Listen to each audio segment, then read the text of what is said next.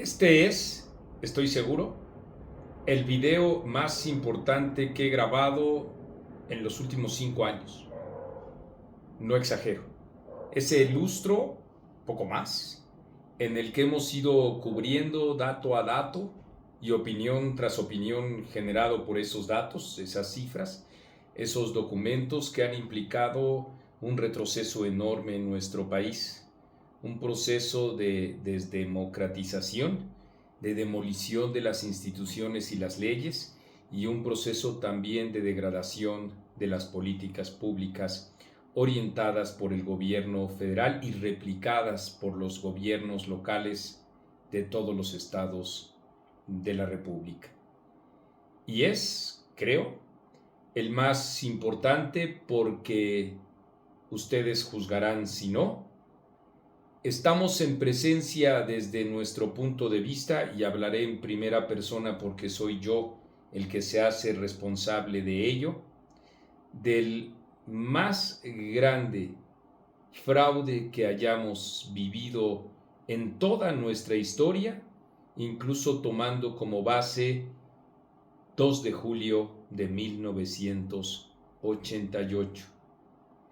Es el mayor fraude en nuestra historia, no solo moderna, sino de las propias construcciones de las instituciones y las leyes que desde el México postrevolucionario se fueron erigiendo, y que con todo ese atropellado histórico proceso de fraudes, de desvelos en relación con la búsqueda de la propia democracia y las espaldas dadas por las distintas facciones. No me tengo que ir muy atrás, sin embargo, porque ya junto con ustedes he cifrado justamente que es, tomando como base 1988, aún mayor el fraude en las grandísimas proporciones que estamos viviendo. ¿Y eso qué implica?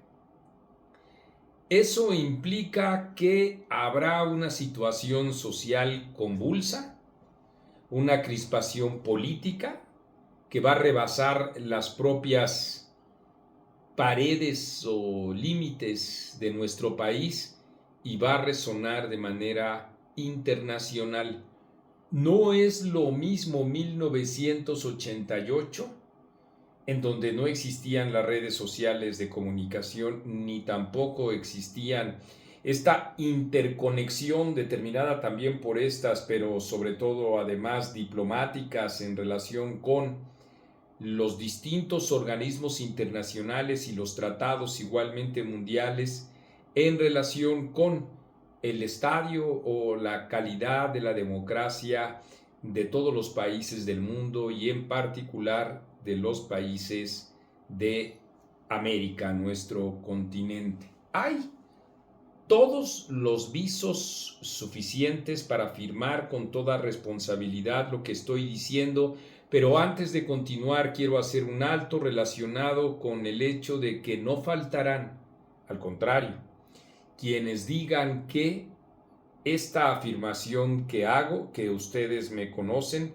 poco a poco irá permeando en nuestra conversación pública, así es, etcétera, preciso y pionero en el análisis que después ustedes estarán viendo en otros medios de comunicación y con otros analistas políticos, que eso es una suerte de renuncia o de aceptación al triunfo electoral de parte de la oposición, porque así son de mezquinos, porque así es el gobierno, porque así es el presidente de la República, que no está dispuesto desde luego a reconocer ninguna derrota electoral. Nunca en su vida ha reconocido una sola derrota electoral el presidente. Siempre esta se ha debido a triquiñuelas o trapacerías, según él, orquestadas en su contra, según él, en donde él en realidad habría ganado, según él, siendo o sintiéndose, según él, representante del propio pueblo, que es un monolito, según él. Pues bien, podemos decir que incluso ese fraude no alude solo al resultado electoral. Cuando yo en lo personal hablo del fraude de 1988, no me estoy refiriendo al conteo de las boletas electorales de aquel año. No me estoy refiriendo a eso, me estoy refiriendo a todo un proceso y operación de Estado de defenestración en contra del candidato opositor y de todas aquellas trapacerías que llevó a cabo el gobierno para que en el día de las elecciones, aquel domingo, en efecto, fueran cargados los dados de una manera contundente.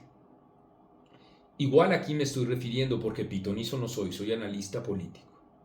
No me estoy refiriendo específicamente al 2 de junio, a lo que ocurriría el 2 de junio, aunque en efecto a nadie, ni a ustedes ni a mí, nos extrañan la serie de trapacerías que muy probablemente van a ocurrir. ¿Y por qué digo a ustedes y a mí? Porque muchos de los usuarios de esta plataforma nos han hecho llegar fotos, nos han reseñado sus propias experiencias relacionadas con que les están pidiendo su credencial, en donde les están pidiendo, como lo han hecho en otras ocasiones, firmar compromisos de votación, citas para presentarse en las mismas. Y como lo han hecho en otras ocasiones, digo, cuando la concurrencia masiva en los famosos mítines de Claudia Sheinbaum es el método con la que los líderes regionales o locales de grupos, de comerciantes, etcétera, son los que se organizan de esa manera para presionarlos a ustedes. También por eso me refiero a ustedes y a mí. No estoy aventurando lo que pueda o no ocurrir el 2 de junio, ni tampoco estoy desalentando votación alguna.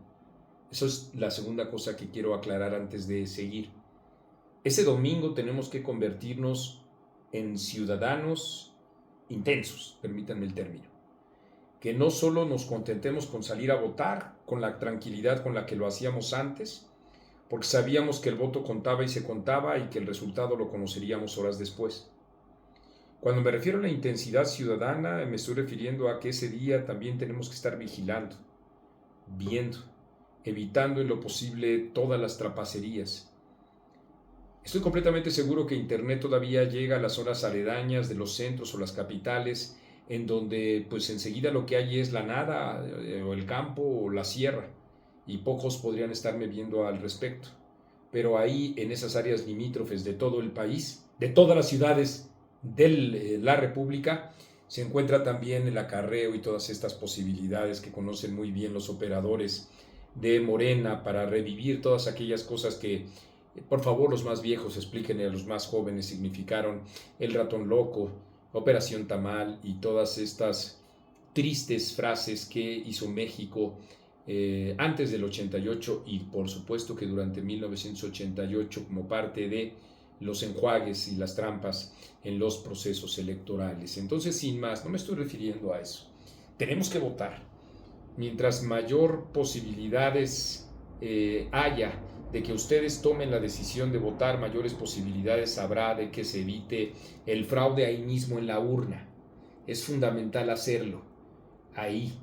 No estoy, como les digo a ustedes, siendo pitonizo o adivino. Eso no es mi, digamos, pátina o mi oficio. Mi oficio es analista y existen todos los elementos suficientes que se han expresado desde hace 2 años y medio, cuando el presidente de la República, amante de los símbolos, levantó la mano de Claudia Sheinbaum y dijo: es ella. ¡Ay! Esa fue la voz de salida para iniciar toda una operación de Estado que incluyó desde luego los arreglos internos con Morena, la plática del presidente con cada uno de los que creyeron que podrían ser candidatos ilusos en una contienda interna equilibrada, democrática y en la que no intervendría el presidente de la República. Él hizo los amarres, las amenazas, los amagos y a final de cuentas los sometimientos para generar una mascarada de proceso interno que en realidad significó una propaganda indebida, al menos en 2 sentidos, y esto se tiene que documentar. Primero, el hecho de que se utilizaron recursos de procedencia, no sabemos. Y 2, el hecho de que inició una propaganda y una promoción de la imagen ilegal, porque así lo marca nuestro cuadro normativo. Y desde ahí, y no ignorando que también la propia oposición al paso de los meses fue arrastrada a una misma dinámica parecida a ella, siempre entender que este operativo provino del gobierno de la República y amansando candidatos y prodigando en recursos. Incluso también muchos de estos recursos que les decía yo a ustedes es de procedencia oscura, otros más fueron del erario.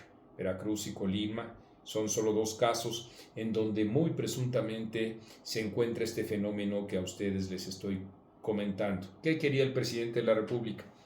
Colocar en la imagen de los mexicanos a Claudia Sheinbaum, y lo logró. Fue conocida rápidamente y ampliamente también identificada por los mexicanos, desde la barda pintada hasta la mampara o el cartel o las pintas ya más grandes que fueron haciendo permanentemente que estuviera en la memoria de muchos mexicanos. Junto con eso, claro está, Claudia Sheinbaum prodigando de grandes recursos a medios de comunicación para que se detonara su imagen, y ella misma, a ustedes les consta, inició toda una gira en el país, siendo gobernadora de la Ciudad de México, también de manera ilegal. Y así nos hemos ido, puntualmente, con cada uno de los aspectos que han hecho que se quiebre la ley electoral.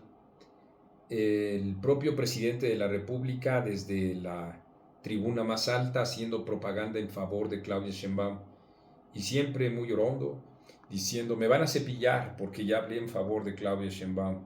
Me van a cepillar, me van a cepillar, me van a cepillar. Sabe perfectamente que el INE no tiene dientes suficientes para hacer que cada una de sus infracciones permanentes sean castigadas como debiera ser.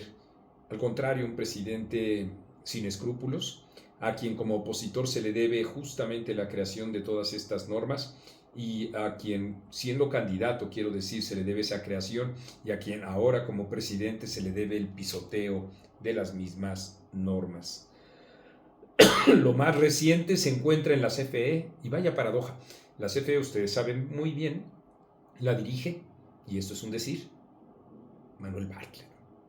Manuel Bartlett Díaz, que ustedes también saben, gracias al periodista Luis Cárdenas nos hemos enterado, los recibos de luz van acompañados de una propaganda para que se vote por Morena. Manuel Bartlett fue el principal artífice en la Secretaría de Gobernación y como presidente del entonces órgano electoral, perpetrador de ese fraude en 1988 que colocó a huevo a el propio presidente Carlos Salinas de Gortari en la silla presidencial, así como se está escuchando. Es el mismo que está perpetrando este tipo de anomalías.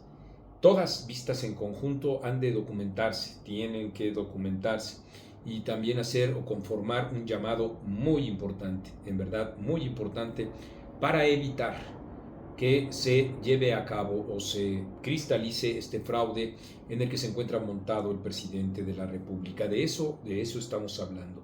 Y por eso les digo a ustedes que es el más importante video, porque me parece que ahí es donde se deciden los destinos del país, entre la propia democracia o el régimen autoritario. Dependerá, desde luego, de los partidos políticos que estén documentando todo esto que les digo, que nosotros, por supuesto, en Etcétera hemos dado una revisión muy puntual en el terreno periodístico, no en el terreno legal, con un grupo fuerte de abogados es con quien debería de acompañar esta iniciativa los partidos políticos. Decía yo que es una responsabilidad conjunta, también la de los ciudadanos. Ojalá que el 19 de mayo haya una concurrencia,